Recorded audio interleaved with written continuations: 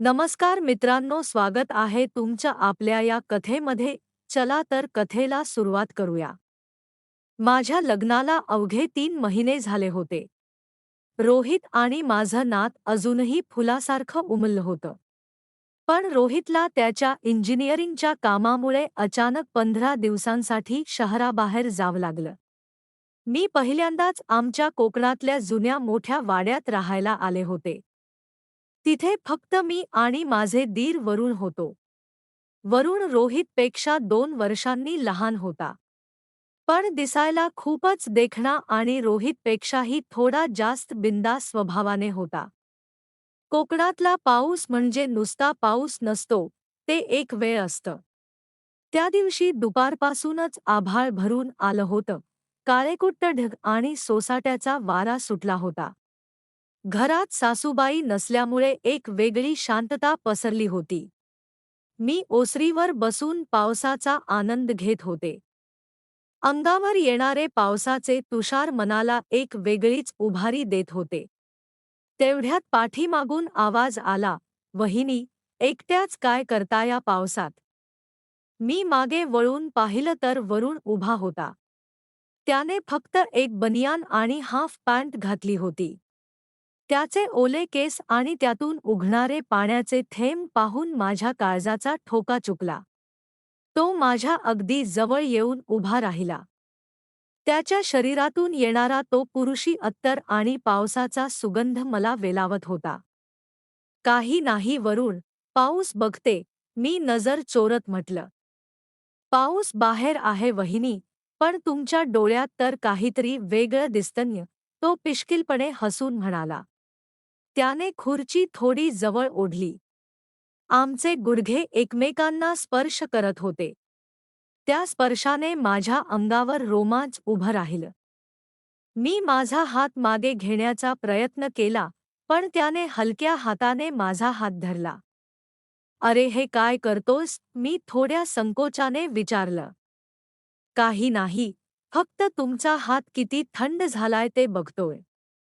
"इतकी भीती वाटते का तुम्हाला वहिनी?" त्याचा तो खोल आवाज माझ्या कानाजवळ गुंजला. तो माझ्या इतक्या जवळ होता की मला त्याचा श्वास माझ्या गालावरती जाणवत होता. वातावरणात एक वेगळीच उष्णता निर्माण झाली होती. अचानक विजांचा कडकडाट सुरू झाला आणि वीज गेली. संपूर्ण वाडा काळोखात बुडाला. मी घाबरून वरुणला घट्ट पकडलं. त्यानेही मला सावरून घेतलं. त्या अंधारात आमची मनं एकमेकांच्या खूप जवळ आली होती. "वहिनी घाबरू नका ना तुम्ही, मी आहे ना तुमच्या सोबत," तो हळूच माझ्या कानात पुटपुटला. त्याचा हात माझ्या कमरेवरती स्थिर झाला. तो स्पर्श चुकीचा नव्हता, पण त्यात एक अशी ओढ होती जी मला पूर्वी कधीच जाणवली नव्हती. रोहित दूर असल्यामुळे माझ्या मनात जो एकटेपणा होता, तो कदाचित या स्पर्शाने दूर होत असावा. आम्ही तिथेच ओसरीवर बसून राहिलो. पावसाचा जोर वाढत चालला होता. "वहिनी, तुम्हाला माहिती आहे का, रोहित दादा खूप नशीबवान आहे," त्याने अचानक विचारलं. "का?" मी विचारलं. "कारण त्याला तुमच्यासारखी इतकी सुंदर आणि समजूतदार बायको मिळाली आहे. कधी कधी वाटतं, मी आधी का नाही भेटलो तुम्हाला." त्याच्या या वाक्याने माझं मन थबकलं. हे वाक्य साधं नव्हतं, त्यात दडलेली भावना खूपच खोल होती. मी काहीच बोलू शकले नाही, फक्त त्याचा हात घट्ट धरून ठेवला होता. रात्र वाढत होती. आम्ही स्वयंपाकघरात गेलो, तिथे एक मेणबत्ती पेटवली. मेणबत्तीच्या त्या मंद प्रकाशात वरुणचा चेहरा खूपच आकर्षक दिसत होता. तो माझ्याकडे एकटक पाहत होता. "वहिनी, तुम्ही जेव्हा हसता ना, तेव्हा खूपच सुंदर दिसता," तो असं खोडकरपणे म्हणाला. मी हसून खाली पाहिलं. "वरुण, तू खूप खोडकर झालायस."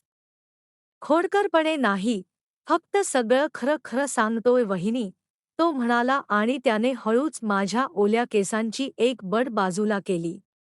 त्या क्षणी मला जाणवलं की नात्यांच्या सीमा ओलांडणं सोपं असतं, पण त्या सांभाळणं कठीण असतं. पण त्या रात्री त्या काळोखात आणि पावसाच्या आवाजात सगळं काही विसरायला होत होतं. आम्ही जेवण केलं आणि आपापल्या खोल्यांकडे निघालो. पण झोप कोणालाच येत नव्हती. मी माझ्या खोलीत खिडकीबाहेर पाहत उभे होते. तेवढ्यात दारावर हलकी थाप पडली. मी दार उघडलं तर समोर वरुण उभा होता. त्याच्या हातात पाण्याचा तांब्या होता. "पाणी होतं का तुम्हाला?" मी विचारलं. "नाही, फक्त तुम्हाला गुड नाईट म्हणायला आलो होतो." तो तिथेच दारात उभा राहून माझ्याकडे पाहत होता. त्याच्या डोळ्यात एक वेगळीच चमक होती. त्याने हळूच पुढे येऊन माझ्या कपाळावर एक हलकी पप्पी दिली. "काळजी घ्या वहिनी," असं म्हणून तो तिथून निघून गेला. त्या रात्री मला खूप उशिरा झोप लागली. स्वप्नातही तोच पाऊस आणि तोच स्पर्श जाणवत होता. सकाळी जेव्हा मी उठले तेव्हा ऊन पडलं होतं, पाऊस थांबला होता. पण माझ्या मनातले वादळ अजूनही शांत झालं नव्हतं. वरुण समोर आल्यावर मी नजर मिळवू शकत नव्हते, पण त्याच्या चेहऱ्यावर एक समाधानाचं हसू होतं. काही दिवसांनी रोहित परत आला. वाडा पुन्हा माणसांनी भरला. पण त्या पावसाच्या रात्री जे काही घडलं, ते फक्त माझ्या आणि वरुणच्या मनात एक गोड गुपित बनून राहिलं.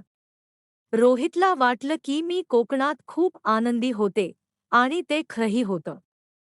पण त्या आनंदामागे वरुणची ती आश्वासक सोबत आणि तो पावसाळी ओलावा होता. नात्यांच्या सीमारेषा ओलांडायच्या नसतात, पण कधी-कधी त्या रेषेवर चालणंही खूप रोमांचक असतं. आम्ही आजही एकमेकांकडे बघतो, तेव्हा त्या रात्रीची आठवण आमच्या डोळ्यात चमकते. ते नातं किती रोमँटिक होतं हे आम्हाला ठाऊक नाही, पण ते खूप खास होतं. मित्रांनो, तुम्हाला ही कथा कशी वाटली हे मला कमेंट करून नक्की सांगा. अशाच कथा ऐकण्यासाठी आपल्या चॅनलला नक्की सबस्क्राईब करा. भेटूया पुढच्या व्हिडिओमध्ये. तोपर्यंत धन्यवाद.